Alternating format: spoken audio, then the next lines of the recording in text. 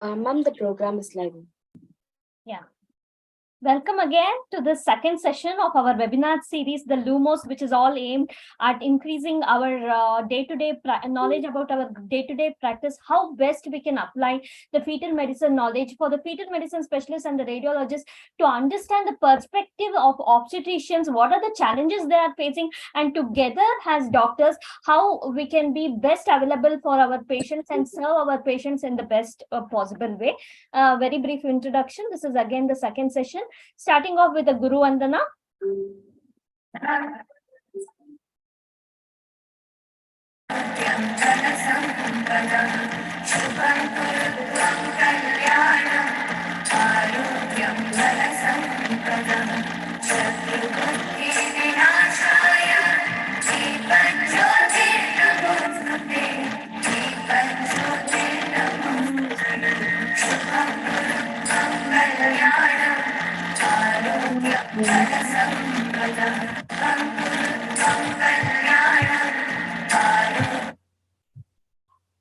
Namaste to everyone. Welcome to the second session of our webinar.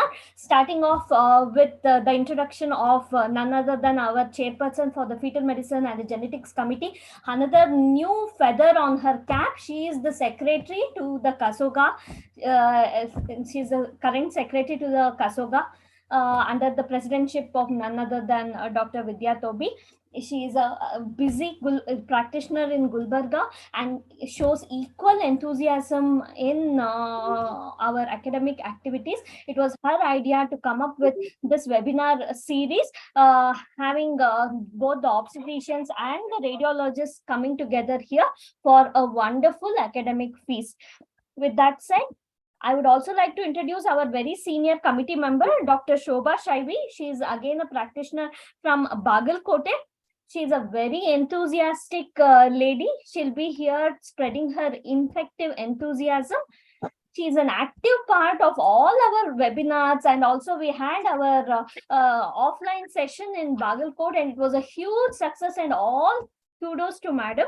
She's here. She'll be the master of this session and she'll be taking us through that. With that, I would like to request Rajeshri madam to introduce our chief guest for the day. Pranamam, everybody. A warm welcome on this afternoon to have logged in to learn more about the fetal medicine. Over the past decade, we have seen huge strides taking place in the branch of fetal medicine, and more is being learned each passing day that all our attitudes towards delivering a healthy baby is being much more enhanced and much more precise to have a good, healthy baby.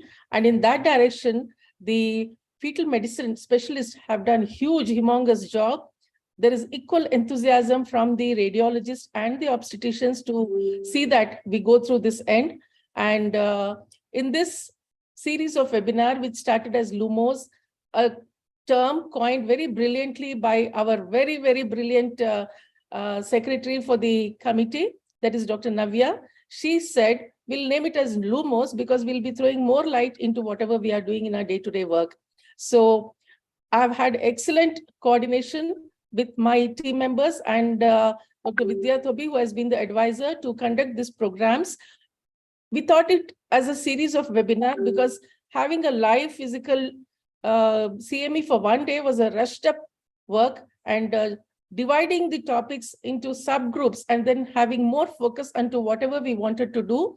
In the last session, we have seen first trimester anomalies and problems, which is very, very brilliantly deliberated by two eminent speakers, that is Dr. Chitra Ganesh and Dr. Preeti Venkatesh. And now we are moving on to the second trimester, Dr. Seema Yadgiri, who has agreed to talk more about this. And in this aspect, we can see much more. To have it up all, we had a very exclusive chief guest or guest of honor for this session, Dr. Kavita Bapat, who has been a name, who is making waves around the country over the past years.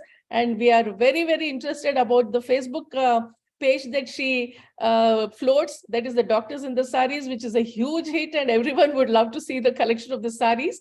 Apart from that, she's a brilliant academician. I have known her for the past 20 years or so. The first time I met her was in the AICOG conference in Bangalore. We were put together in a panel, and then itself, I could sense the spark in her that one day she'll rise up to the top. It's my privilege to introduce Dr. Kavita.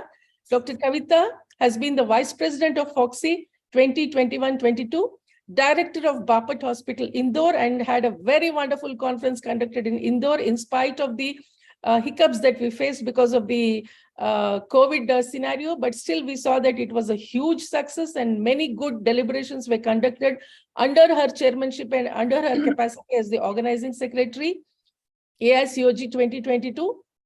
And Indore has had a very, very special memory for me as well.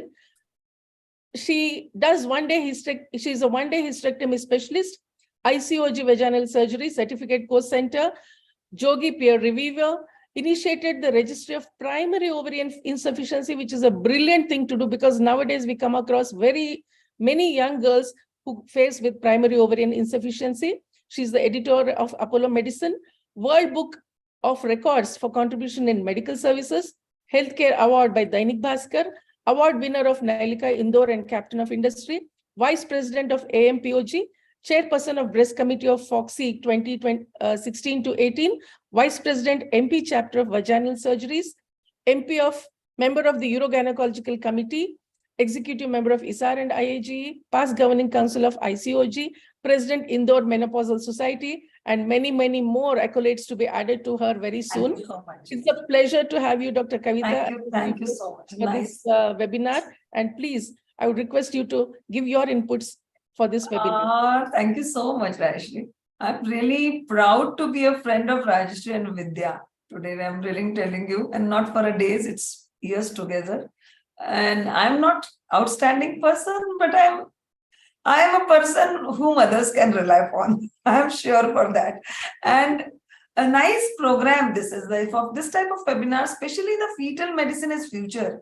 I'm seeing the young girls, they love to take the branch of fetal medicine rather than going anything. Though it's a sad thing. I'm really, not to say it like this, we need more obstetricians in this country. But still the fetal medicine, because it's a very important branch also. Instead of going into infertility, laparoscopic surgery or anything, the two branches are really emerging like anything. First is fetal medicine and another is vaginal cosmetic surgeries. Still, it's very, very important branch. And it's why it's so important and it's becoming very important because we don't want to give any abnormal baby to this country. That's another important. See, that's a big burden to having an abnormal baby is also a big burden to the country. And for the perinatal mortality, morbidity is for leave about it. But the abnormal handicapped baby must be feeling bad. Sometimes I appreciate Hitler also about some few points like that. Not like that, but fetal medicine is very much connected in a both way. You just try to understand what I'm saying because we don't want any abnormal babies in this country. And our SDG goals also talk about this. So really good. And fetal medicine learned by all, like Seema is going to speak and our own Dr. Valke is going to speak. It's really good. And all the genetic orders are detectable, basically, many of them. And we have the capacity to identify remarkably on the molecular genetics. It's another important point. And how we can diagnose early and how we can treat it. Now that even the artificial intelligence will take over many more things of fetal medicine in the future. This is also a future of fetal medicine because this parameter, this parameter, this parameter, see. That artificial intelligence will give. This is the diagnosis for them. So very good, Rajeshri and Dr. Vidya, for having, and Navya has got this idea. So I'm really happy to see you all. And thank you so much for inviting me. I'll try my level best where I'll go. But thank you so much for inviting and giving me the love and affection today. Thank you so much. Thank you, ma'am. Thank you for those words. And hope to do more such interactive sessions with you in the future. And especially your concept of reaching out to the grassroots level of places wherein a lot of work needs to be done is what we are looking forward to work with you. Thank you so much, Rajeshri. Thank you. Thank you. All the best, Kavita. I'm happy to see Dr. Valke sir is there. So I think the point which he's going to speak on the medical legal aspect of OBGYN ultrasound, I think this is the जिसको बोलते हैं ना target में red वाला जो point होता है, he is going to hit that point today. So really good to see him. Thank you so much. Sir, you have to rename yourself. वालके सर काय करायचं ते तुम्ही Rename? रिनेम करा कारण तुमचं फक्त डॉक्टर दिसतंय इथे. अरे आता ते जाऊ दे ना नाही Now that पण तुम्हाला आम्ही ओळखतो पण सगळे पब्लिक ना पाहिजे ना तुम्ही. जेव्हा सुरू होईल तेव्हा मला ते रिनेम झालं कसं सुरू करायचं कर. I don't know. ओके झालं ओके सुरू कर. Okay, sir. Chitralekha That's okay. Please do it. Chitralekha please We are happy that you have joined us in time. Welcome And sir. welcome to the program, sir. Yeah. And It's my very- pleasure. My it's pleasure to very- see Kavita. Hi Kavita. I want to see her as the president of Foxy actually. Thank you so much, sir. I am blessed. I am blessed. I am blessed. Navya, I think Thank you we'll. so much, ma'am. Yeah. With that, I would like to introduce our chairperson. The first chairperson needs no introduction. It is our own Dr. Vidya Tobi madam. She is the professor and unit head, Alamein Medical College, Vijayapur, Karnataka. First of all, let me congratulate madam for being the president, Kasoga, new elect president of the Kasoga. She is the chairperson for the Foxy Food and Drugs and Medico-Surgical Equipment Committee. She has received several awards. She is a speaker for several national and state meets. She is a keen academician. She is always encouraging for all our Kasoga meetings. She is always there. Previous webinar, she was here to cheer and she was here to give her inputs. All enthusiastic madam. I would like Rajeshri madam to speak a few words about Vidya Tobi madam. Vidya Tubi ma'am is it's like, you know, she's the elder sister for us.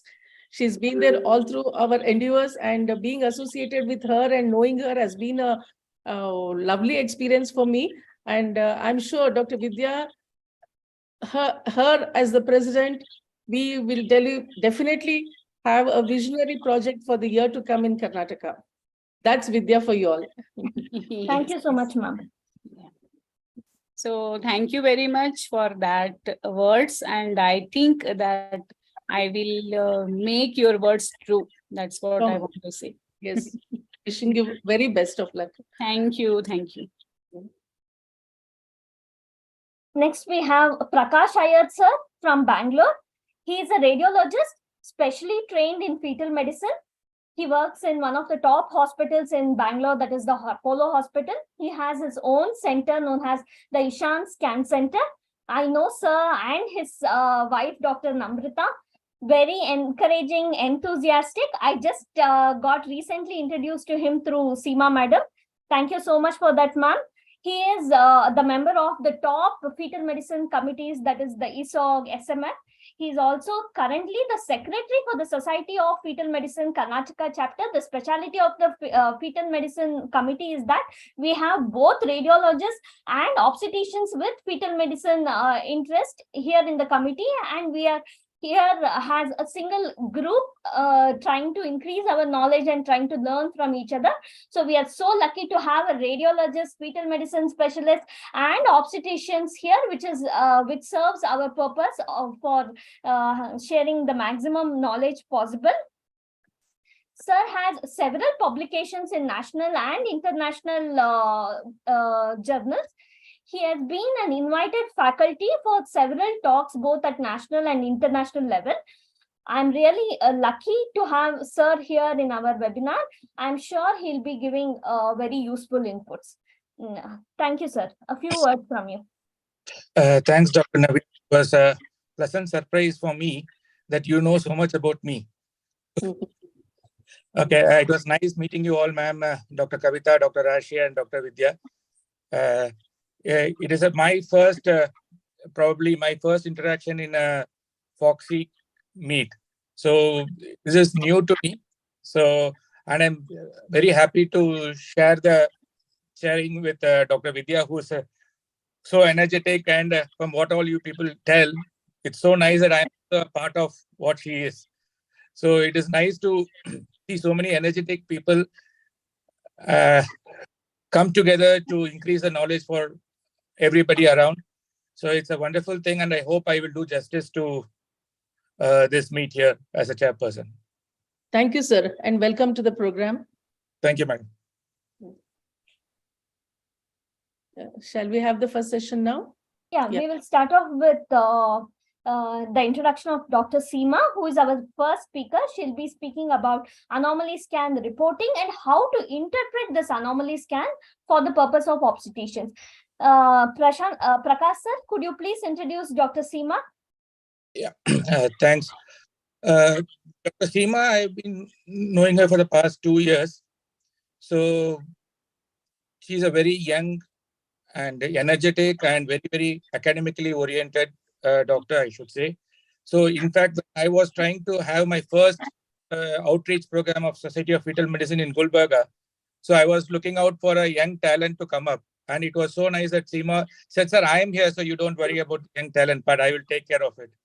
So she is academically very brilliant. She left, as far as her interest in radiology and imaging is concerned, she left a AIM seat in biology to pursue her interest in imaging. And having trained in one of the pioneers of fetal medicine under Dr. Pratima Radhakrishnan in Bangalore Fetal Medical Center, she is doing a wonderful service from what I know in Gulbarga. And I'm sure people like Dr. Rashi will be able to justify that more than me because they work on ground with her. And her contributions on the academic front, right from the Society of Fetal Medicine, where she has given 2 lectures already.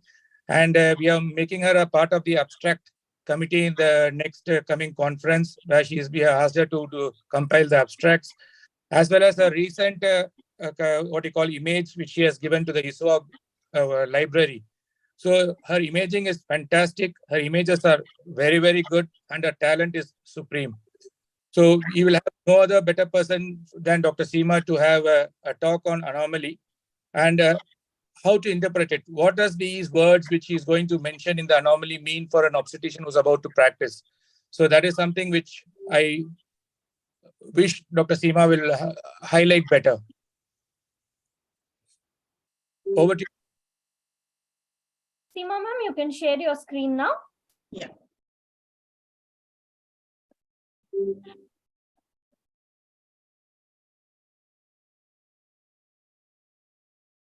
Is it visible? Not yet, ma'am. Not yet, ma'am. Just. Yes, ma'am.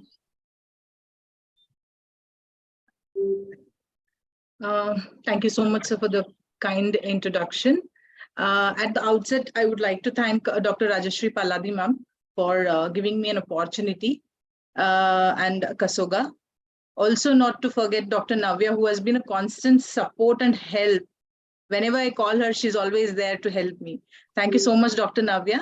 And coming to the topic, today's topic is anomaly scan reporting and interpretation. So in the next 30 minutes, I'll be covering the topic under the following headings. What are the prerequisites for doing the scan?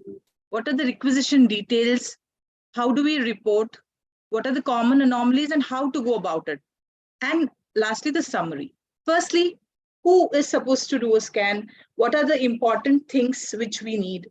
The person doing the scan should be approved by local authority. We need to keep a copy of PCP entity booklet in the waiting area and the scan room. A declaration saying that I have neither detected nor disclosed the sex of the fetus in any way at the end of the report is essential. A proper requisition from the referring doctor is essential when the patient comes to us at the counter. So previous reports for proper assessment is also very essential. So requisition details. So as it is seen on the screen,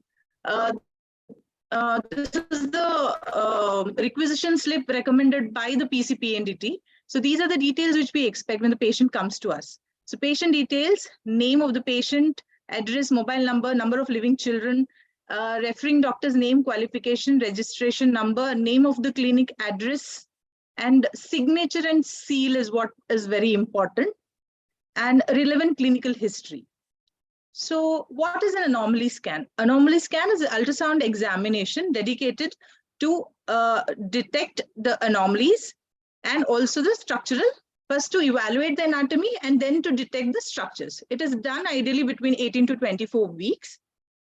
We'll follow the following steps while doing anomaly scan. First is the history, then the basic survey, fetal biometry, fetal morphology, fetal environment, and then the reporting. We'll come to each of it one by one. So coming to the history. as in cricket, the whole game depends on the opening batsman. In the same way, the whole of the obstetric scans depend on how well the dating was done, how well the EDD was assigned. So for that, we'll have to rely on history to ask her the LMP, then look into her reports, classify her into a low risk and high risk category, identify specific risk factors, and in the meanwhile, while we are scanning, we have to have a constant conversation with the patient regarding her old obstetric experiences, because unless we talk to the patient, we'll never get to know what exactly happened in her previous pregnancies. So clinical history and its relevance during anomaly scan. For example, whenever we are when a patient comes to us, we should know what was the method of conception, whether it was a spontaneous conception. If it was a spontaneous conception, what was her last menstrual period? Then if it was an assisted, if it was an IVF, then we should know whether it was a self cycle or it was a donor egg. A date of egg collection and freezing and date of embryo transfer is essential in either of the cases, in the donor cycle as well as the self cycle. If the donor egg is there, then we have to know the age of the donor. So this is very, very essential for the aneuploidy risk assessment. Then next is the medical history, whether she's a diabetic, because growth assessment becomes very, very important in such patients. We have to look into the growth very carefully to look for LGA, that is large for gestational age, and also to look for specific anomalies which occur in diabetic mothers, like sacral agenesis in the fetus and cardiomyopathies. Then we also need to know if they are on any drugs, like anti-epileptic drugs. Then we target the face, looking for the cleft lip and the palate. If she's on warfarin for some cardiac abnormality, we have to be more vigilant for the features of chondrodysplasia punctata, like binder faces, coccygeal calcification, etc. Most important, but we don't often ask this to the patient, but very, very important to ask the blood group of the mother if she's Rh negative. This helps us to put on the color Doppler and rule out fetal anemia in the fetus. So mid-trimester pregnancy loss, if there was any, this again helps us bring in transvaginal ultrasound for precise cervical assessment. Important findings in the previous scan reports, like raised nuchal translucency and any other abnormality which was picked up in the previous scan, also has to be mentioned in the requisition itself, because many a times it so happens that the patients, they tend to hide the report only at a hope that they'll get a normal report this time. So it's always very, very important for us to know if there was any, pull out all the reports which they have, or if that has been specifically written by the referring clinician that there was an abnormality detected and this is for the second opinion, it would be great. So before, as I said, we have to assign the gestational age in the beginning itself. The first thing which I do is entry of the patient name, details, everything. And then the next important thing is assignment of the EDD. So the last menstrual period, not very accurate when the cycles are irregular, unknown LMP, or recent pregnancy, or in a breastfeeding mother where she's not aware of her last menstrual period, then what to do? We'll come to that. Then embryo transfer, if it is there, then as I stressed upon, we should know the embryo transfer date of the ovulation in follicular study or IUI, crown rump length in the first trimester, most accurate dating scan. So if in cases of patients who do not, in our district level practice, most of the patients do not remember their LMP. So we have to go back and see the reports, NT reports, the images, and we have to decide whether the dating was done correctly or no. Then the head circumference and femoral length, if she directly lands up to us in the second trimester. So this is just a case scenario, just to understand. When a patient comes to me, she tells me that her LMP is 30th of April, 2021. So according to the LMP age, she is 12 weeks, 6 days. According to what measurement I take, following the guidelines, FMF guidelines, the CRL age is 12.4. The EDD is 4th of February, according to the LMP.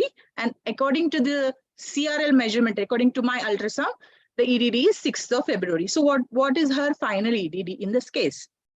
So we have to go by the LMP. So whatever LMP she has told us is correct. So we are not going to reassign. So there is one more case who comes with the same history that her LMP is 30th of April.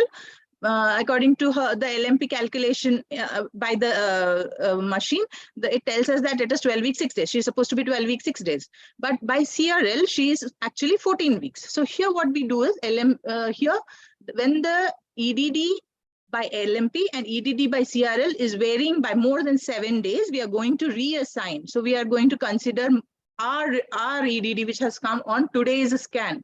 So this is done at NT scan. We are going to do at NT scan. So once we do that, we are not going to change the EDD every single time she comes to us, which we find in most of the reports that EDD is changed every time they come to us. So this is not helpful either for the patient nor for the clinician, because that puts everybody in a confusion which one to follow. So once we have assigned that, once we have confirmed that EDD is correct, so we start with the basic survey. We check for the viability. We check for if there is any multiple gestation. If it is there, then we look into the old pictures and reascertain whether it is a dichorionic or monochorionic pregnancy, because the prognosis depends, the prognosis changes. So the lie and presentation, the placenta, assessment of the liger volume, and uterine and adnexal masses.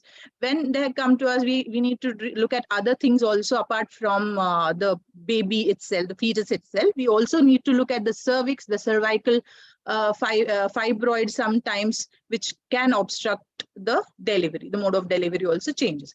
So anomaly scan, who should be offered? All the pregnant women should be offered as a part of routine pregnancy care in the mid-trimester.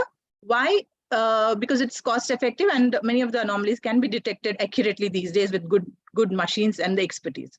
When can it be done? It can be done between 18 to 24 weeks. Who should do it? A trained person who is trained in doing obstetric ultrasounds can do it. Are all mid-trimester scans anomaly scans? The scope and limitation of the scan should be explained to the patient.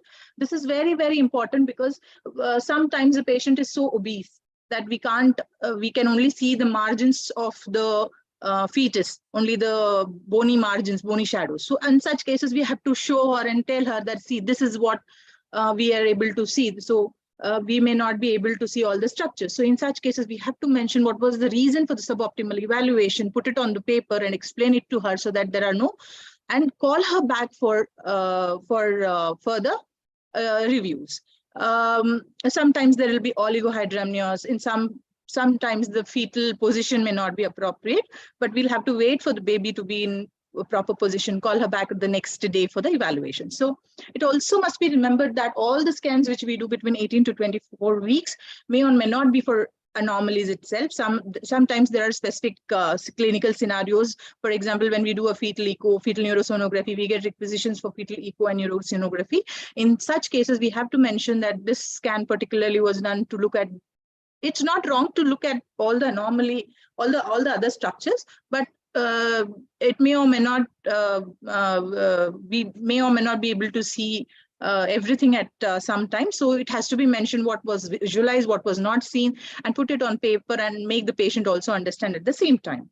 So this is the data from NHS fetal anomaly screening program with the detection rates, what all we can detect with confidence. 98% anencephalies can be diagnosed, spina bifida, cleft lip, diaphragmatic hernia, gastroschisis, exomphalos, and TGAs, so on and so forth. So the overall performance is 30 to 50% in low risk cases and 60 to 75% in high risk cases. Some anomalies cannot be determined, cannot be detected. We'll come to that later.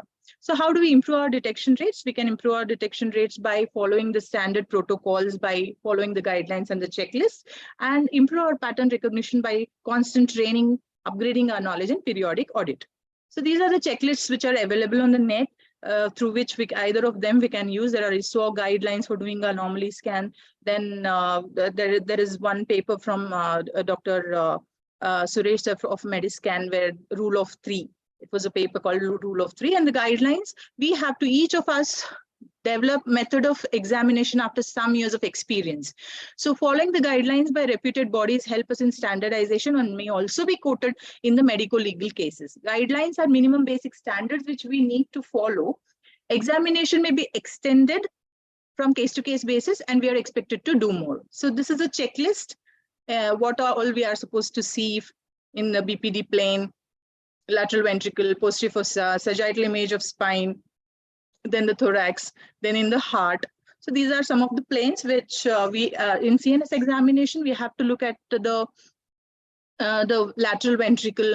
Then in this plane is used for the transthalamic plane is used for BPD measurement, and transcerebellar plane to assess the transcerebellar diameter, which also sometimes helps us assign the gestational age because it corresponds to the number of weeks. Its measurement is equal to the number of weeks. So what are the fetal head anomalies which we should not miss? What are the fetal head anomalies which we will miss? For the fact that when they come for an anomaly scan, microcephaly can't be predicted. We can't say that, okay, this fetus is going to develop microcephaly in the future.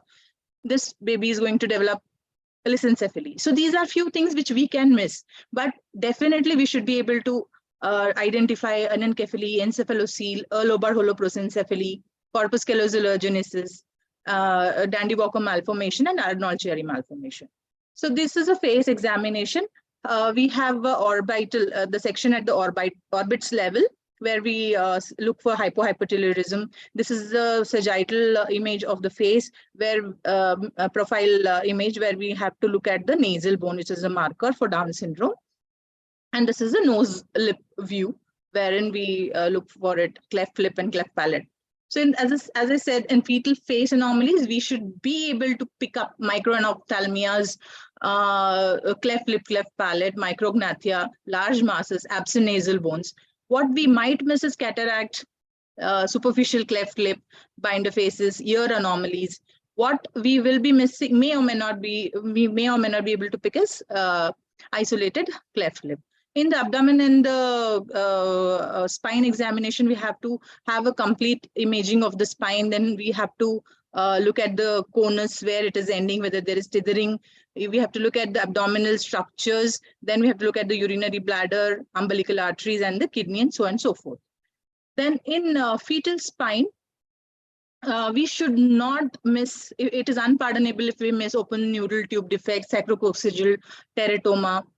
It's okay if we miss a tethered cord, because not everybody this requires a little bit of expertise, where we have to look at that particular structure with more focus. So tethered cord may be missed. So, but neural tube defect should not be missed, because it's very bad if we miss that. Fetal chest, here, what can be missed is again eventration, some diaphragmatic hernias which are very tiny, which can develop, which can be picked up later in pregnancy, and isolated rib anomalies. What we should not be missing is a very small thorax, which can compromise the respiration in the fetus later after delivery, chaos, diaphragmatic hernia, large lung masses, etc. So this is a 4-chamber view for the examination of the heart, LVOT. Then we have to look at the 3VTV examination, the RVOT. So these are the few views. We are not going into the details. So in heart, what can be missed? So this we should know. What can be missed is very, very important. What we can miss is ASD, then partial anomalous pulmonary venous drainage, rhabdomyoma. What we should not be missing is a large VSD, single great artery, tetralogy of Fallot, transposition of great vessels. What may be missed is aortic and pulmonary stenosis, which often happen in the later, in the second and third trimester. In the fetal abdomen, we should not be missing omphalocele, gastroschisis, ascites, single umbilical artery, bilateral renal agenesis, which is very bad, MCDK, gross hydronephrosis. What we will be missing is tracheoesophageal fistula, intestinal atresia, anal atresia. So because these all these, they become visible in the later part of pregnancy. In the fetal extremities, we should not be missing out on micromalias, limb reduction defects, shortening, fractures, multiple joint contractures. And what we'll be missing will be achondroplasia and mild skeletal dysplasias. And next, coming to the next part, that is the fetal biometry. So biparietal diameter will be taken in the transthalamic level. Head circumference also outer to outer. Abdominal circumference, which should be taken at the level of fundic bubble should be seen, and the umbilical vein should be seen. And the femoral length FL has to be measured properly. So as I said, the menstrual age, we already had assigned the EDD, and this should correspond to the EDD. If there is any difference, and if the scan was not done properly, we can reassign it. But gestational age revision at 22 weeks is suboptimal. Then we come to the next thing, that is a fetal environment. We'll be looking at the placental site. Where is it inserted? Relation of the placenta to the internal cervical os is very, very important. If it is less than 2 centimeters, we call it as placenta previa. Distance from the inferior edge has to be mentioned, and transvaginal examination is more preferable in than transabdominal. So placenta relative to cervical os and its likelihood of resolution, if it is covering the os, then there's a less chance that it would go up. If it is more than 2 centimeters from the os, then 100% chance that it can go up into the uterus, and it may not be a placenta previa at the end of the delivery. So less than 2 centimeters, there is a little chance that 89% likelihood of resolution. Amniotic fluid index, very, very important, very, very controversial topic, but then deep vertical pocket less than 2 or AFI less than 5 is a guideline according to FMF guidelines. Deep vertical pocket, deepest vertical pocket is the largest pocket free of umbilical cord or fetal parts is measured. Decreased amniotic fluid volume less than 2, normal amniotic fluid volume, DVP more than 2 and less than 8, and increased volume, amniotic fluid volume where the DVP is more than 8. So which one to use is a dilemma. So it's simple. Poly, use AFI. In oligo, use DVP. This is the ISO guideline. So this is the reporting pattern. Very quickly, I'll just read out. So first thing is the date of, it's very blurred. The image is very blurred. So I'll just read out. The demographic details have to be mentioned. The gestational age based on LMP or previous ultrasound have to be put up. Then technical conditions, whether it is singleton or multiple pregnancy, has to be put up. Placenta relation to the cervical os has to be mentioned clearly, whether it is clear or it is covering. If it is clear, how many millimeters from the os has to be mentioned. Appearance, whether it is normal looking placenta or it abnormal looking placenta also has to be mentioned. Then amniotic fluid, whether it is normal or abnormal. As we discussed, AFI also can be used, but preferably DVP is used these days. So then when we put up measurements, in the measurements, when we put, just putting up the measurement and saying it corresponds to these many weeks is not useful. Rather, we have to put up the percentiles, which helps us know whether the fetus is growing according to its growth potential or no. Whenever there is a fall of the growth below 10 centile or 5th centile, then we can call her up for frequent scan. So then conclusion, normal, whether it was a normal and complete examination. If it was an incomplete examination, what were the elements which were not seen? What was the reason for the incomplete visualization, whether it was fetal position, whether it was a patient's obesity, whether it was adiposity which was hindering. So all that has to be mentioned, and plan whether she has to come back for scan and when we should also mention that. Then there is a checklist, whether we have seen all the structures correctly. We have to just tick. We can attach this along with our reports. So then coming to genetic sonogram, which was which has already been discussed by Dr. Chitra ma'am. So this is a drop down box. This is an Excel sheet which is available on net. So whenever there is any positive thing, we have to just click on the drop down and put it as present, absent, or not examined. So by putting present or absent, the likelihood ratio we'll get, and depending on that, we can calculate the risk. Now coming to the most important thing in the topic, the interpretation, the common case scenarios. So the common case scenario is the pilectasis. So when the pilectasis is there, what to do? Ventriculomegaly, hypoplastic nasal bone, unilateral absent kidney, echogenic intracardiac focus, persistent left superior vena cava, choroid plexus, cysts, single umbilical artery. So how do we go about each of these things? So first thing is pylectasis. So the dilatation of the collecting system of the kidney is known as pylectasis. So mild, moderate, and severe. Anything more than 4 in the second trimester is reported as pylectasis. Moderate is 8 to 10 millimeters, and severe is more than 10, which involves the cortical, which is also, there is also cortical thinning in that case. So what do we do in isolated mild cases? So isolated mild cases, just do a follow-up every 4 weeks for progression. Non-isolated cases, if we find something else, this is being a soft marker for Down syndrome. If it is associated with something else, like a significant hypoplastic nasal bone or absent nasal bone, then we can go up and work it up. So not all cases of pylectasis should go for termination, which usually in our places, in places where infertility is not an issue.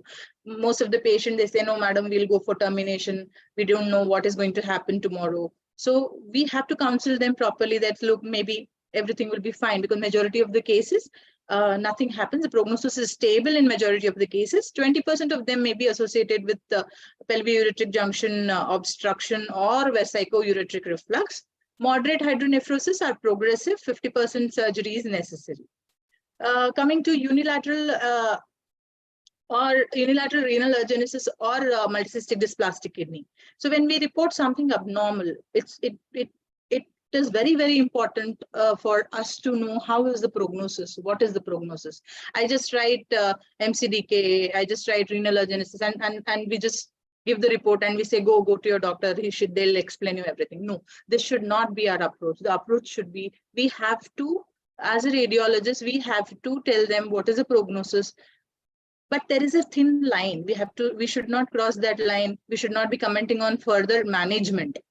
So there is one topic on whether the radiologist should inform the patient about the abnormality or not. According to the discussion, where there was a talk in SFM group, which was conducted, where this question was in the panel, and that was asked to Dr. One of the senior faculty. Then he said, like, we have to tell them what is abnormal. We have to tell them that this is there. Look, there is no need to worry. But we should not cross the line. Some patients usually ask us while doing a scan, madam, do you think it will be a normal delivery? Madam, do you think that we have to go undergo a section? So at that point, no, we should not be talking anything much about it. So as a radiologist, yes, we have to inform about the prognosis. We have to tell them that this is not a condition where termination is needed, and also reassure them that let's follow it up. So this is what we have to do. Isolated has good prognosis, unilateral renal agenesis, but at the same time, we should not be assuring them that many people have single kidney and they'll be fine and all that, because in few cases VUR is also a problem. So follow-up is a must.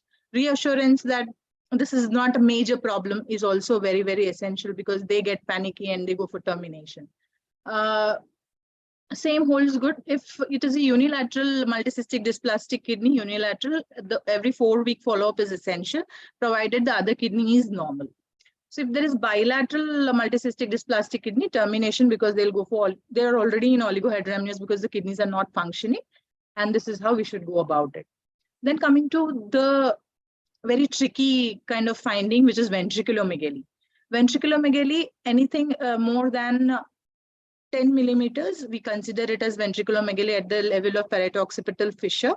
So we have to tell whether it is unilateral or bilateral, and we have to also classify whether it is mild or severe. So if it is mild, 10 to 12 is mild. 10 to 12 is mild according to ISO guidelines, and 13 to 15 is severe. So now we have to put it on paper when there is ventriculomegaly that likely these are the causes of ventriculomegaly. And we have to do a proper workup in such cases. Ventriculomegaly can be because of chromosomal defect. So we have to do a karyotyping and array in them. We have to do a workup for fetal infection. Torch testing has to be done. And we also have to look for any CNS abnormalities, such as if there are any lissencephaly, features of lissencephaly which appear late in pregnancy, but however, they have a clue if there is any lissencephaly at around 24, 26 weeks. If we are suspecting, we should call them early and look into it. Then we have to do antibody and antiplatelet antibodies in cases with intracerebral bleeds. So we have to rule out the CNS abnormalities, we have to rule out fetal infection and chromosomal defect, and then they can continue. And these people have to be, such patients have to be followed up regularly for the progression, and they also should be aware that the progression can have a poor prognosis. If it remains the same, then the prognosis is good. This has to be explained because because of the medico-legal things, we have to put everything on paper. Hypoplastic nasal bone hypoplasia is a marker of facial dysmorphism in many genetic syndromes. Detailed ultrasound examination has to be done to confirm whether there are other soft markers or other malformations. In all cases, the indication for invasive diagnosis with microarray should be considered. Furthermore, in cases with nasal bone hypoplasia, skeletal anomalies and CMA is advised to also consider molecular. This is there in the fetal nasal bone in this paper where they have studied the fetal nasal bone hypoplasia in the second trimester. That was the conclusion of the paper. Coming to the echogenic intracardiac foci, whenever there's an echogenic intracardiac foci in the left ventricle, whenever we tell this to the patient or some relative of the patient reads the report, they feel that there is a hole in the heart. So this is not, we have to tell them that this is not a hole in the heart. This could just be a calcification of the papillary muscle, which is there, and it has nothing to do with the VSD. So this has to be reiterated to the patient and assured. If it is isolated, nothing has to be done as in case of pilectasis. We just have to tell them that this is isolated finding. Before saying that, we have to do the fetal echo, everything done, all the basic things we have to look at, the cardiac carefully, and all other associated abnormalities also have to be ruled out, and then only it is called as isolated finding.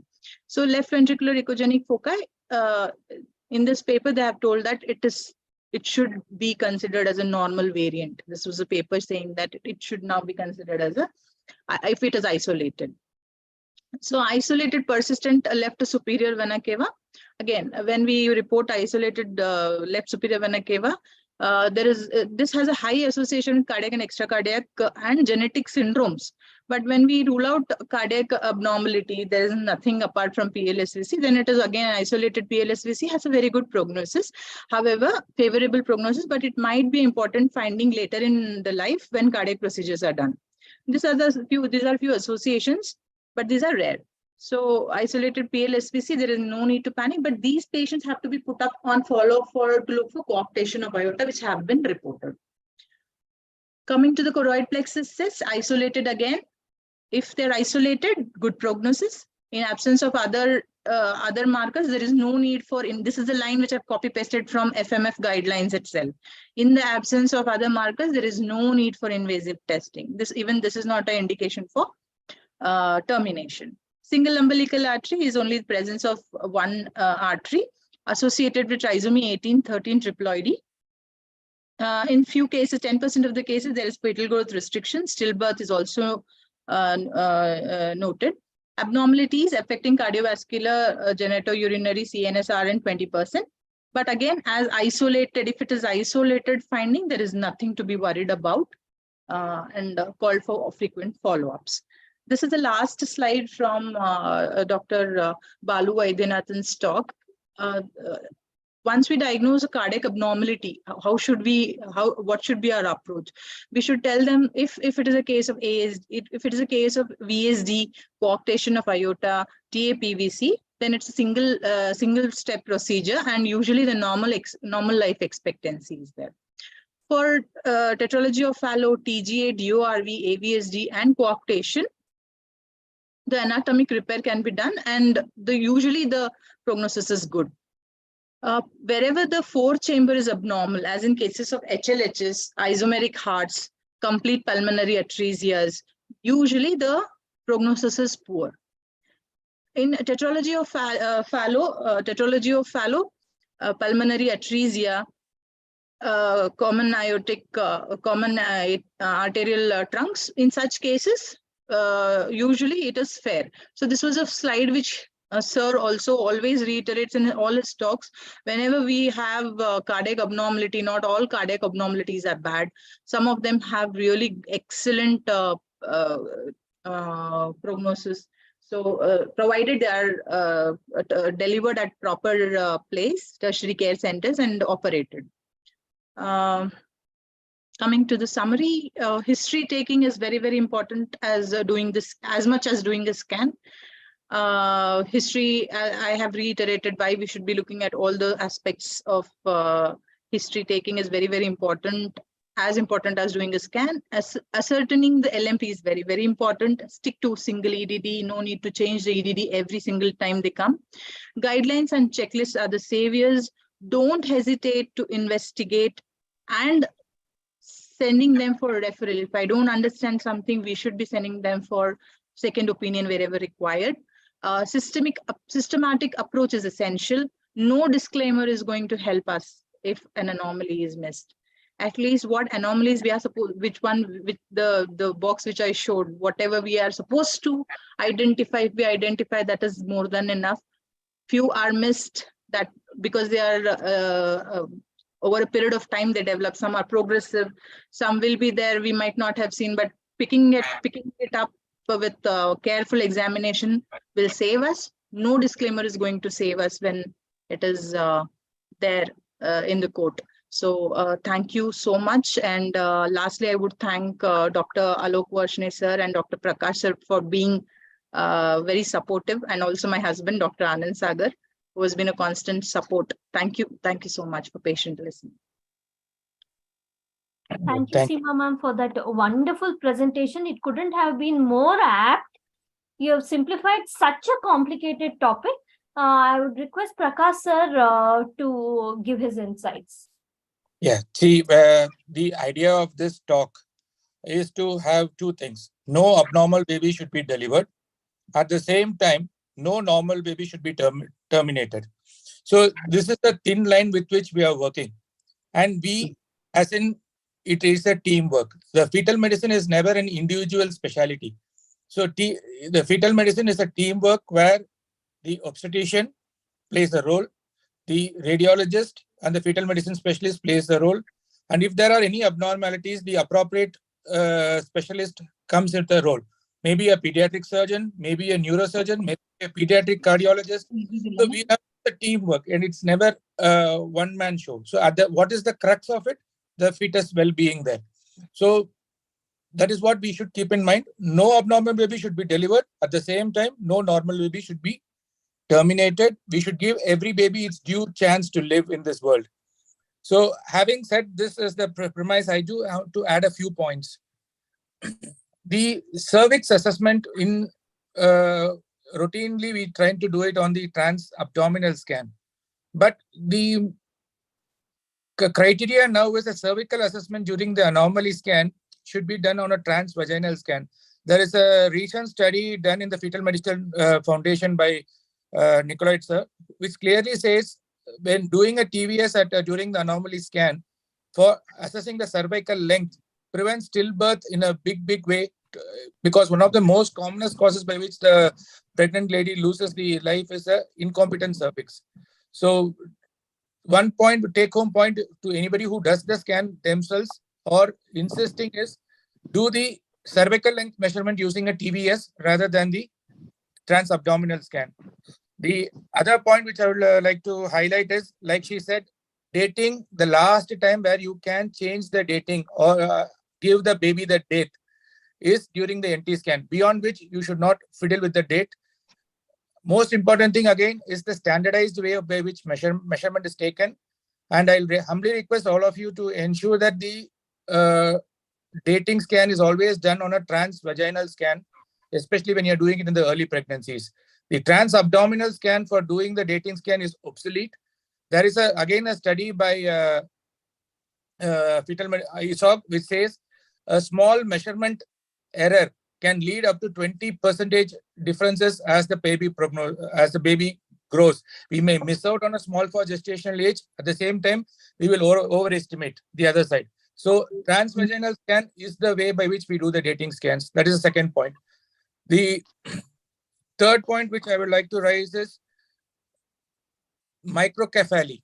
See, the one point which my teacher and guru, Dr. Bimal Sahani, always keeps pointing out is biometry means what you are seeing in the fetus in that particular point of time.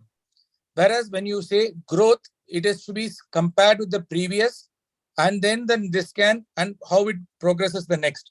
So there are some features like microcephaly, which will be very difficult to pick up in the anomaly scan, which we normally tend to do it around 18 to 20 weeks. So that is something which we need to pick up. And now I think so PCP entity has approved termination till 24 weeks.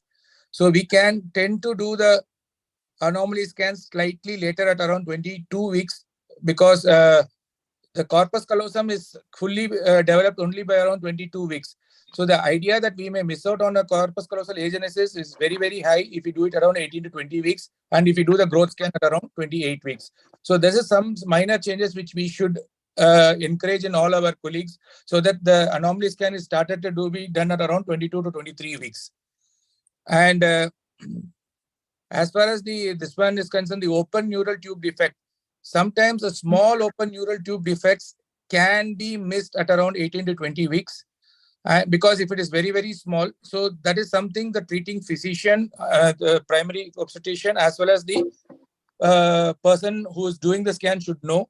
There is something called as evolving anomalies, which is a topic in itself. But one thing which is, like I said, it's a teamwork. The person who is doing the scan, whether it is a fetal medicine specialist or the radiologist who is doing the scan, they should counsel, but before counseling, they should talk to the primary obstetrician. Why? Because it is imperative that all of us are in the same sync. That it should not so happen that the counseling person speaks something and then the primary obstetrician feels something. You can always make the patient wait. Let the patient wait. You talk to the primary physician. She may be busy in her surgery, but you can always say some excuse, but ensure that you tell the same thing which she is in sync. Otherwise, it will lead to unnecessary misunderstandings and unnecessary litigations. This is one simple point by which most of the litigations can be avoided. And of course, there are, like Madam was previously telling about the role of AI, and so many syndromes can be picked up easily by using artificial intelligence. There is already an artificial intelligence by name Sonio, which is being available, where all we have to do is put the abnormal findings and then we get the what syndrome is available. It's already there with us. And then a few more points, which like what I would like to say is, one declaration which we give, we have neither detected nor disclosed the sex of the baby. So if there is an ambiguous genitalia, should we disclose or not disclose? So there is a senior person after the SEMA who's going to give us a talk, and I think so he's the right person to answer this question. In case if we find out ambiguous genitalia, should we disclose or not disclose? So that is first point. Again, there is one point in PCP which says there are some exceptions which they have given, and ambiguous genitalia is not in that. They said if there is an X-linked disorder, you can tell the sex of the baby. Like thalassemia, you can tell the sex of the baby and ensure that the termination, I think so it is 0.66. So that is one thing. And as far as Seema's point of signature and seal, in case the patient comes with a proper case sheet or a document from the referral doctor, where the doctor has requested for an anomaly scan on so-and-so date, but she doesn't have a separate prescription and slip, I think so we being doctors are well within our rights to have our own prescription and then based on those requests. Otherwise, I think so SEMA has done a wonderful job in covering the whole lot of spectrum of abnormalities. Most two basic points which will avoid a litigation, which is one of the most dreaded things which any fetal medicine person or an obstetrician always has in his or her back of mind, is a litigation. Have a proper communication channel between the person who's doing the scan and the primary consultant. Because at the end of the day, if you people are in sync, that is one. And the second thing is never talk something in front or where the patient or the bystander can hear. Simple things will lead to unnecessary headaches and litigations. We may be right, but still unnecessary headaches and litigations are there in today's time where people are literally jobless and they just want to be, sorry about that. Okay, so with this, it's a wonderful talk, Seema, and I hope if things are available, people can ask her questions. Thank you so much, sir. There are a couple of questions. So Mrs. Parvati, Dr. Parvati is asking, in case of bilateral choroid plexus cyst, is there any indication for an invasive procedure, whether it is isolated or in case of bilateral? In both the cases, madam wants to know. Yeah. So bilateral choroid plex, as I discussed, if it is an isolated thing, before we do all that, we can go to that Excel sheet. Should I share that screen, Navya, to show the Excel sheet? So anyway, if it has been, the NT scan has been done and the background, the priority risk has been changed, and we had assigned her a risk, we can just then go to that Excel sheet and we can put what are the positive things in that Excel sheet, and then we get a likelihood ratio. How I mean, we can again calculate the risk. If she's in the 1 in 250 range, then we may have to do invasive testing for her, which is very, very unlikely for choroid plexus cyst because it's a minor and a minor this thing. But again, everything said and done, we have to follow that chart. In that, we have to put the values and see in what, then we get a calculation in what group, whether she belongs to intermediate group, high risk group, or low risk group. We have to see that. And many a times this question has been asked in many of the webinars, and what Dr. Bijoy sir says is bilateral choroid plexus cyst, he usually doesn't recommend invasive testing. But everything said and done, we just have to see what risk she is into. If she's in high risk, after the calculation with the Excel drop down box, if it is high risk, then we definitely have to go for isolated. Usually they don't fall into this thing, high risk group. Yes, sir? The point is very simple. In the case of, the wordings are very clear: isolated, bilateral, or unilateral choroid plexus cyst doesn't require any further invasive testing. That is the wordings from Fetal Medicine Foundation. So if the only thing is that if the person who's doing the imaging is very clear in his or her conscience, there is no other no other associated abnormality, you have to counsel the patient saying that this will go away. As in by many times in 18 to 20 weeks, we do see choroid plexus cyst. By 33 weeks, it just disappears. So if the person who's doing the scan is confident, just tell it is isolated, nothing to worry, and keep your colleague in the loop. Ma'am, the next question is, in case of unilateral cleft lip palate, is there what is to be done? How is the counseling? Is there any role for invasive testing? Again, as I said, any abnormality of any system, we again have to rule out all other system abnormalities. If it is an isolated finding, unilateral cleft lip or cleft palate, then I think the option of invasive testing has to be done or not is the question, right, Navya? Yes. Is what has to be done in general? What is the counseling to be done? Yeah, usually these are treatable. The family has to be counseled that these are treatable, unilateral cleft lip, cleft palate. But according to my personal, one of the case had come to us where the patient had cleft lip, cleft palate. So we diagnosed it at around 20 weeks, and we told her that, see, this is there is cleft lip, cleft palate. Unilateral usually has a good prognosis, but she had a bilateral cleft palate and cleft lip.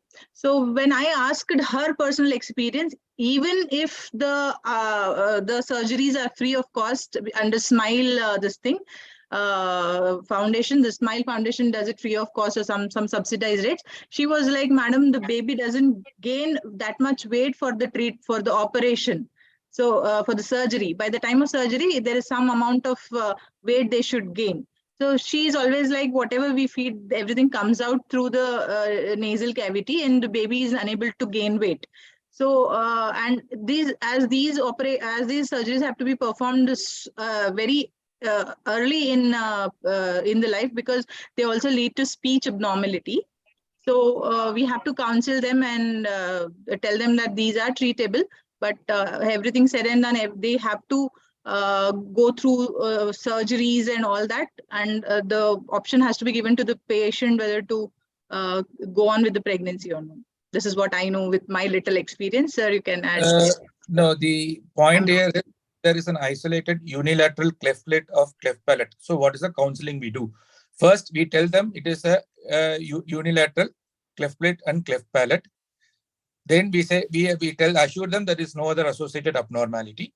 After going through this process, the first thing is we tell them that this is something which can be treatable. Correct. In today's case, there are so many advanced scenarios where child survive very nicely. Third point is we need to ask them to meet the pediatrician or the neonatologist who will be treating the child in the neonatal period. Fourth is advise an institutional delivery and not in a smaller place. Otherwise, if the child goes into complications like aspiration pneumonia and other things, it will be difficult. So advise an institutional delivery for those children and keep the pediatric surgeon in the loop as and when it was diagnosed. So it gives them a holistic idea. And in today's time, and people do continue with a unilateral cleft lid and cleft palate. If assured properly by all the team, they do continue with a unilateral cleft lid and a cleft palate. Yes. With that, we shall move over to the next talk. I invite Dr. Vidya Tobi Madam to introduce the next talk.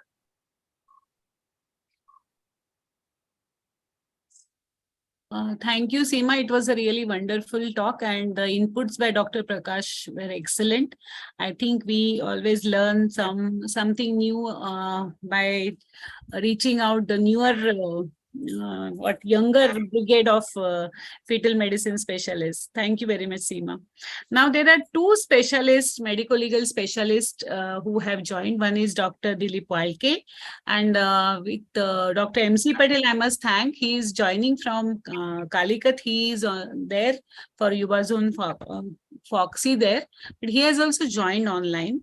The topic is very interesting. That is, we always face about medico-legal aspects in OBGYN ultrasound, that is MTP Act to 2021.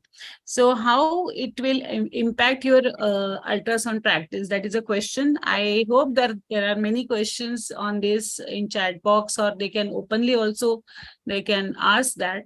So welcome, sir. And I need not introduce Dr. MC Patel or Dr. Walke. Both of them, they are very eminent medico-legal specialists, and we all know them. So just a few lines about Dr. MC Patel, under whom I have worked. He was my vice president when I have worked, a very meticulous worker, and we know his series. Every Tuesday we join, and we learn and relearn many topics. So welcome, sir, to this platform of our Fetal Medicine and Genetics Committee of Kasoga. So I just want you to deliver some aspects of medico-legal aspects on ultrasound, MTP Act 2021. If Dr. Walke is also there, he can also open his video, and he can also share his experience. So over to Dr. MC Patel and Dr. Walke. Sir, MC Patel. Yes, thank you, Dr. Vidya. Am I audible? Audible, sir. Very much. Yes. So as far as MTP part is concerned, once anomaly is detected, many times almost all our patients will ask whether they should continue pregnancy or to terminate pregnancy. So here our role as a counselor. So how to counsel patient in this type of situation, and if at all, many times patient insists to go for termination straight away. So as per MTP Act, up to 20 weeks of pregnancy previously, it was allowed with the opinion of two registered medical practitioner, and now up to 24 weeks with opinion of two registered medical practitioner, we can terminate pregnancy in certain given situations. So as far as any fetal anomalies are concerned, so up to 20 weeks, we are free. Even it is as such, any fetal anomalies which are incompatible with life of fetus, we can terminate pregnancy at any given gestational age, even more than 24 weeks also, with opinion of medical board. But before 20 weeks, say for example, if it is not lethal one, if it is not incompatible with life of fetus, and even then patient wants to get it terminated, that in this situation, up to 20 weeks, you can go for termination of pregnancy with taking indication it is mental trauma to the patient. But if pregnancy has crossed 20 weeks and still it is less than 24 weeks, then this indication is not available. And in this situation, only fetal malformation which are incompatible with life of fetus, you can go for termination of pregnancy with opinion of two registered medical practitioner, and no opinion of medical board is required up to 24 weeks of pregnancy. More than 24 weeks of pregnancy, opinion of medical board is required, and medical board has power conferred only to opine in case of fetal malformation which are incompatible with life of fetus. So if they are not lethal, then medical board has no power to opine. So medical board will not opine in this situation. So this is very tricky and situation. But one more area other than this MTP Act. Let me complete first MTP. So if at all you are going to terminate pregnancy, then if it is more than 20 weeks, then you will have to form opinion of two registered medical practitioner, and for that there is prescribed form, that is form E. And in form E, you have to go for opinion. If it is less than 20 weeks, then opinion of only one registered medical practitioner is enough. And in that Form 1 is there, and in Form 1, you will have to form opinion. And after this opinion, you can terminate pregnancy at any registered center. So this is very clear. And as far as PCPNDT part is concerned, filling up of the forms. So in any sonography, we will have to go for Form F, we know. And if at all we are going to go for any invasive procedure, say for example, any anomaly detected, and if you go for any invasive procedure like amniocentesis or chordosynthesis or NIPT, then we have to go for Form G also. It is consent on part of patient. So Form G we will have to go for. And as far as Form F is concerned, there are 4 sections in Form F. The part A is information about patient. Part B is non-invasive procedure. Part C, it is invasive procedure. And Part D is declaration on part of patient as well as on part of doctor. So if at all we are going to go for any invasive procedure to rule out malformation, then you will have to go for Part A, Part C, and Part D if you have not done sonography, say for example, NIPT. But if you are going to go for amniocentesis with guidance of sonography, then Part A, B, C, and D you will have to go for in Form F. And some discussion was going on about reference. If any patient is referred by somebody, then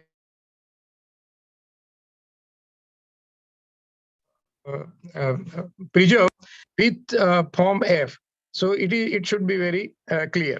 So these are some questions. As far as missed anomaly is concerned, because these are the potential area as far as litigation is concerned, if you have missed the anomaly. Because in court of law, whenever you are facing this type of problem, there are few questions you will have to answer. And very important question is, was it preventable? And in many of the cases, you cannot say no. So if it was preventable, then why you couldn't prevent it? This detection of anomaly. And one more question, was this anomaly very rare that you couldn't detect it in time? And now one more area is coming, shifting second trimester scanning to first trimester scanning. That is, to picked up anomaly as early as possible, so that if at all termination of pregnancy is to be taken into consideration, then also it should be much more easier to gynecologists as well as not much harmful to the patient. So whenever you miss, then these are the questions you will have to answer. And if it is rare anomalies, then if you can convince court by your standard textbook or references, court may be convinced. But if I would like to share one of my experience. It happened in city of Ahmedabad only. It was case of achondroplasia. So every antenatal visit, sonography was done up to 24 weeks of gestation. Report was very normal. After 24 weeks of pregnancy, for any reason, doctor didn't advise any sonography.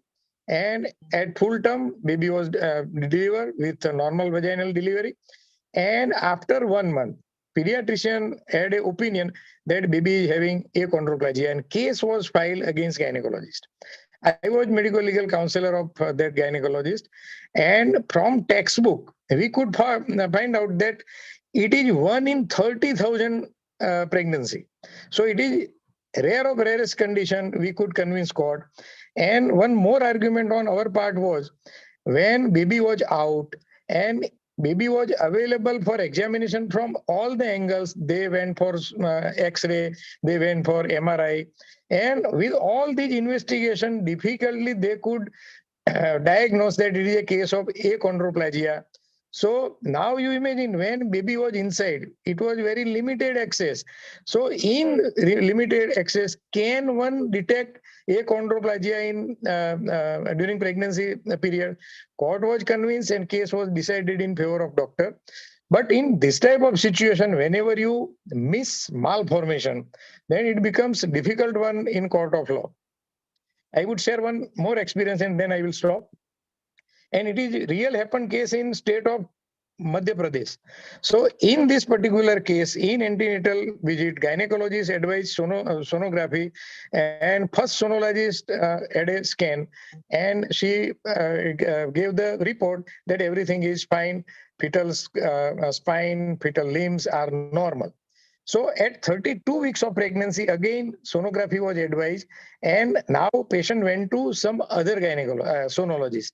And he gave report that everything is fine, but there is mild to moderate oligohydramnios. And he also mentioned that fetal spine, fetal limbs are normal.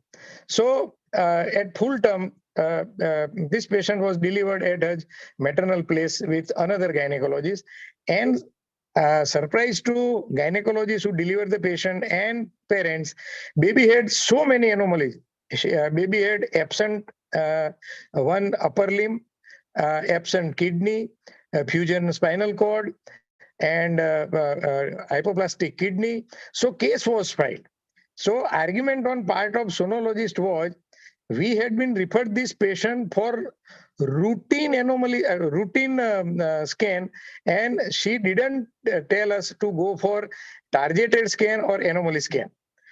But in court, this argument was not taken into consideration. Argument on part of both the sonologists where we had collected charge for the same. We had collected only 300 rupees.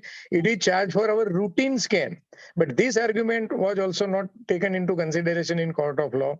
And in this particular case, inference held by the court was, because argument on part of sonologist was, there was position of fetus such that we couldn't find limb and we couldn't detect anomaly. So inference held by the court was, when you couldn't find limb or due to position of fetus, then why you wrote that fetal spine and limbs were normal? Once you stamp that everything is normal, it means you have examined sonographically everything in a detail, and then after then only you have come out with the report to be normal. So if at all you are in a little doubt, you can ask patient to come again, or you can refer patient to some senior one also. But straightway you cannot write everything is normal, because once you stamp everything normal, then it becomes very difficult in court of law to face the situation. So thank you, Vidya, for inviting me to share my comments about the subject. Yeah. Thank you very much. And we would like to again sometimes join our webinars for the expert comments like this. And thank you. In your busy schedule, you could join from Calicut and address us. And if any queries are there, directly we will send to you for the queries and all. I have one question. If simple things are there, like echogenic focus and all, the people come for termination. And if we say no, they insist for termination. So for that, how to counsel the patient? So in one of the cases, it is very clear on part of court that termination of pregnancy is not right of patient. There should be some indications which are given in MTP Act. There are indications given up to 20 weeks.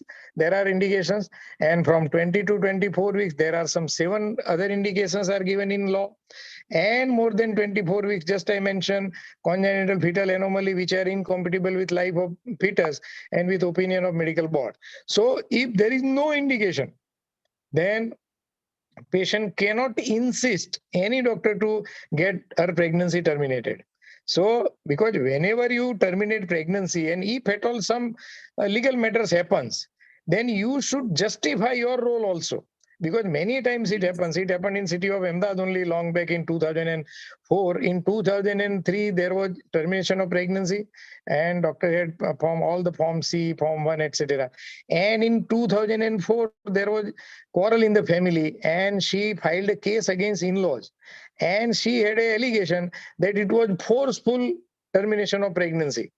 And case was filed and doctor was asked in the court as an expert witness to justify whether it was forceful abortion or everything was done as per MTP Act rules and regulation. So in this type of situation, whatever you do, you should be in a position to justify in court of law whatever you have done. So it should be very clear. So there cannot be demand and you should have some indication. If at all you want to help patient, but you find out some indication from the act itself and then only terminate pregnancy. Yeah, documentation and we should go, it should fit in the law. Of course, we are always ready to be helpful to any of our patients, but it should not be at the cost of our safety. So it should be very clear. Yes. Thank you. And I think one more question is there in the chat box. In an anomaly scan, stomach bubble is seen normal liker and 30th week scan, stomach bubble again seen. There was mild polyhydramnios and there occurred preterm delivery. Baby had a TF.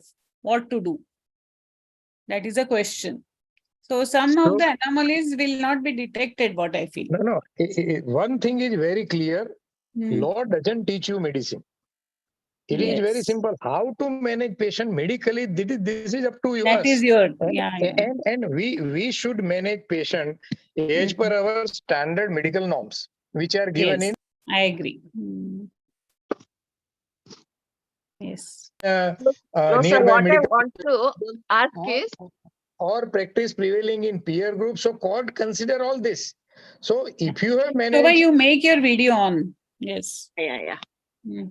So no, what I wanted to ask was, sir, now patient is telling no anomaly was told to us because like in anomaly scan, everything was normal. We had explained it's a normal scan because TF is something which usually comes in 3rd trimester only.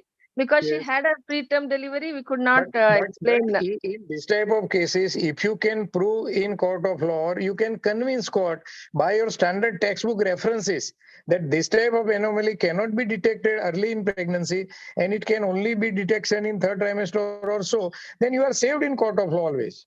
Yes. But whatever you do, you should be in a position to justify in court of law.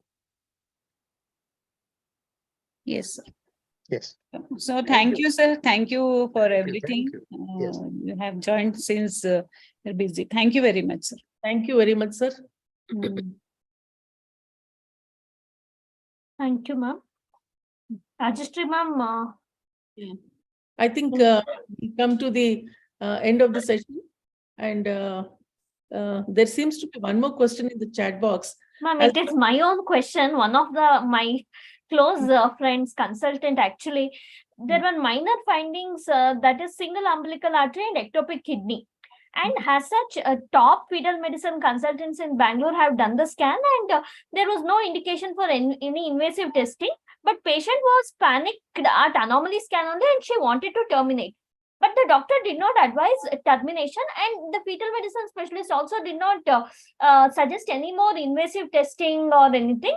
And at delivery, there was unilateral limb contracture. Means it was an external anomaly. At the wrist, there was a contracture. So the patient is behind the gynecologist. She's saying that when I came for termination, with whatever findings were there, you did not advise me any invasive test, or you did not let me go for termination. And she wants to sue the doctor, especially the gynecologist. She wants to sue. See, the obstetrician doing the scan and the radiologist doing the scan little differs. And secondly, one should have always two opinions when such type of Yes, ma'am. patients Multiple come in. opinions have been taken in this case. And no, some of the anomalies are not detected. If Seema agrees, Seema is here, fetal medicine specialist. If she agrees, many of the 100% we cannot say that there is nothing or like that. So as MC Patel sir was also talking, we have to convince the patient, and we have to find out correct way to talk. So counseling and communication skills we should have. Seema, what is your opinion? And storage of all the images, storing all the images properly also can help us whenever such a thing pops up. So always in my practice, I always save loops of hands and legs in proper position, open and close, and flexion extension at each level. So if there is a contracture previously when the scan was done, those loops can help us defend ourselves, is what I feel. So only the proper storage of the images, having saving our own skin in the court of law is only by proper maintenance of the record. So I still maintain all the and all records never it is mentioned. No, all limbs. I have not seen any report like these fingers and all pictures. Fingers, and according to the guidelines, we are not supposed to measure. We are not supposed to count the fingers according to the ESO guidelines. But definitely, I have a practice of seeing everything in detail. So what usually I do is I save the limbs, flexion extension of the limbs at least in a loop, in a video, so that in all the patients, at whatever gestation they come. Okay. In whatever gestation they come, because we really don't know. Sometimes I had one case where I had a loop having extension flexion of the limb as well in anomaly scan, but at the end of the delivery, by the time she delivered, she developed some oligo, and only one limb had genu recurvatum, which was the knee was a little hyper extended. So from then I started saving the loops for routine. I used to save only loops for TIFA scans in the beginning, but now I have started doing it for all the routine scans which come to us, especially after MC Patil sir said about the limb thing. After I heard about that case, I have started putting everything in the loop and keeping it safe in my hard disk. That is the only way out, because we really don't know which patient is going to come back and say that this was not there, that was not there. And if possible, we might like show them that we can give proper images, ma'am, of the limb and everything. How long you keep this record? We keep it for, because anytime in-laws can fight, no? We can keep it for 2-3 years. I save all the images, ma'am. Last 3 years, I have the data with me, all abnormal, normal cases. Okay. So, I would like to share one more of my experience. Every patient we examine, we should think that he is going to sue me. When I am doing a scan, I always think that he is going to sue me, however mild that patient, however known that patient is. So the only thing which can save is documentation. And writing what I have seen, what I have not seen, what was visible, what was not visible. If it was not visible, we have to write that it was not visible. Or we can just send it without shying away. We can just send it for a second opinion. So I think all these things can help. That's the problem. Yes. Yes, ma'am. I think it completes the discussion and queries. answered. Shall Ma'am, I we- would like to add one more point. In anomaly scan, the stomach bubble is seen, and normal like a 30th week, the stomach bubble was. No, in that cases, in cases of polyhydramnios, usually what we do is we put a line saying that tracheoesophageal fistula is a postnatal diagnosis, and it can't be diagnosed antenatally. We have to put that on paper. Yes, whenever in all the cases of polyhydramnios, I get a call. Are you suspecting tracheoesophageal fistula? I say no, I'm not suspecting tracheoesophageal fistula, because most of the tracheoesophageal fistulas they have a visible stomach bubble. The most common variant has a stomach bubble visible on ultrasound. Not all tracheoesophageal fistulas have absent stomach bubble. So we have to reiterate that to the patient as well, that see, I can't see the pipe because it is too small to see on ultrasound. I can't diagnose tracheoesophageal. So we get referrals saying that previous child had tracheoesophageal fistula. Ma'am, you look into it carefully and tell us whether this baby also has tracheoesophageal fistula. So at that point of time, we have to tell the patient that, look, this is something which we can't diagnose, which is not, which doesn't come under the prerogative of the ultrasound scan which we are doing. We have to, ma'am, most of the times when we talk to the patient and take them into confidence, then most of the times they don't harm us. If we don't talk to them and do the scan like a machine, like a robot, then definitely they're going to harm us in some of the other litigation. So this is very, very common. This often happens. And even on the other part, the pediatrician part also, I get calls from my friends, why couldn't you diagnose a tracheoesophageal fistula? You say you're an expert. So we have to tell our other doctors also who are working with us, we have to tell them that tracheoesophageal fistula is one such thing which has to be diagnosed postnatally. By putting it on paper 100 times, maybe then we can make a change and make people aware that tracheoesophageal fistula is something which can be diagnosed postnatally only. That's all. Thank you. Madam, do you see for ears in all the anomaly scans? Yes, ma'am. I do see ears because I actually had missed one ear anomaly in the very beginning of my career when I started doing. He was a known friend of ours and 1 ear was missing. So I made it a point that ears I do see. I save a loop, ma'am. Again, I save one loop of ear from side to side, sagittally images. From side to side, I see the ears. And I have diagnosed, in our center, we have diagnosed microtia, anotia in most of the cases. There are also preauricular tags, which are of importance in some of the syndromic conditions. So yes, dedicated scans are essential. And quick scans will not be helpful for anybody, for not even that puts us in a soup. So we have to be really careful, and storage of images, documentation, and counseling the patient. And as Prakash sir said, we have to talk to the clinician because we both have to be on the same sync. Otherwise, the patient starts speaking words from wrong words from our conversation, and that can put us in trouble. Yeah, so we have to be all of us should be in sync when we are counseling and counseling the patient. That's it. Can I have one expert comment? Yes, sir. Yes, If sir. time permits. Yes, sir. Please go ahead. Because it really happened in city of Mumbai only. A patient who was minor was brought by her mother to sonologist for sonography, and it was found to be a pregnancy of 18 weeks. So with report, patient was brought to gynecologist. So when it was 18 weeks pregnancy and patient was minor, less than 18.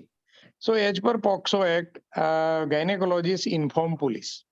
Now police came to know that it was POXO minor, she had pregnancy, and sonologist didn't inform police.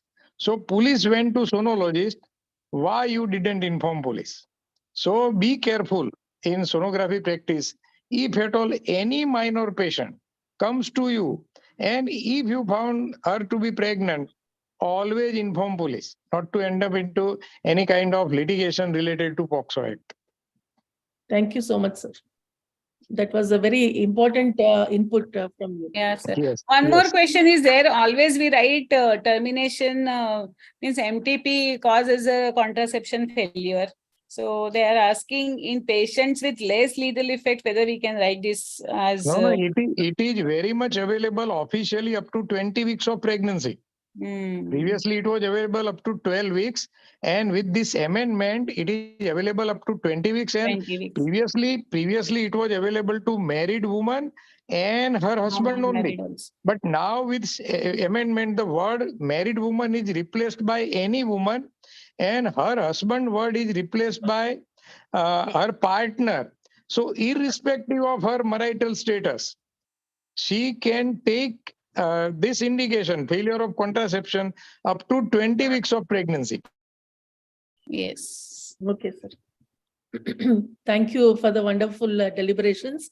Extremely grateful, MC Patel, sir, for the chipping of your voice and inputs on this very, very valuable, important and topic which everyone shudders. And always when sir wishes, he says, may you have a litigation-free year. Litigation-free And very true for all of us that we make our best efforts and endeavors to make sure that our practice and documentation is all very safe and good.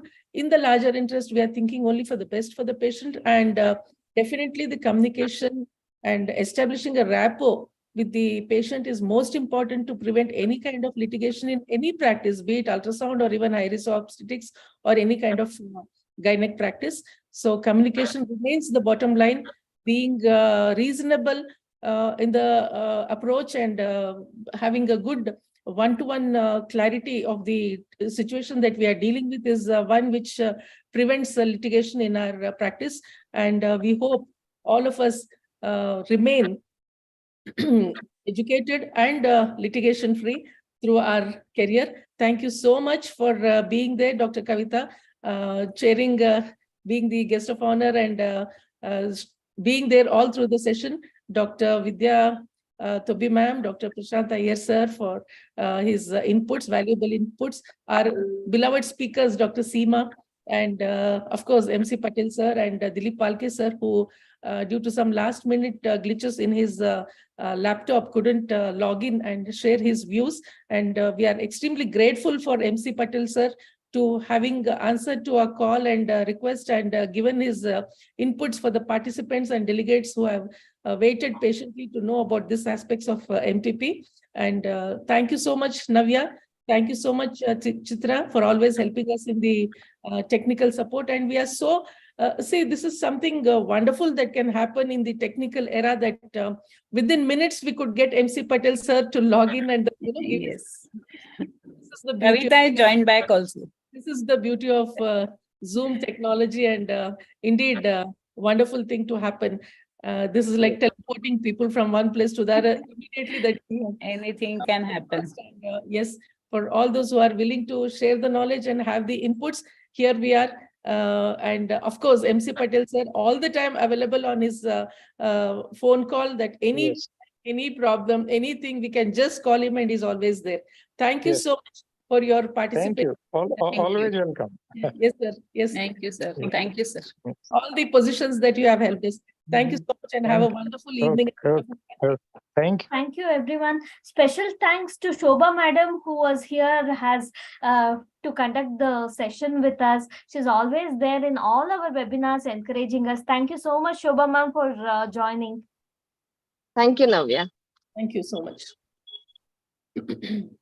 And I always thank this Kavita. She will be putting so much knowledge in our head, as well as thank you very much for joining back and all the best for your forthcoming elections.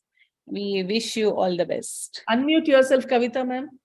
Thank you so much. I'm sorry. Thank you so much. Gaini, thank you for educating us on the types of saris in India.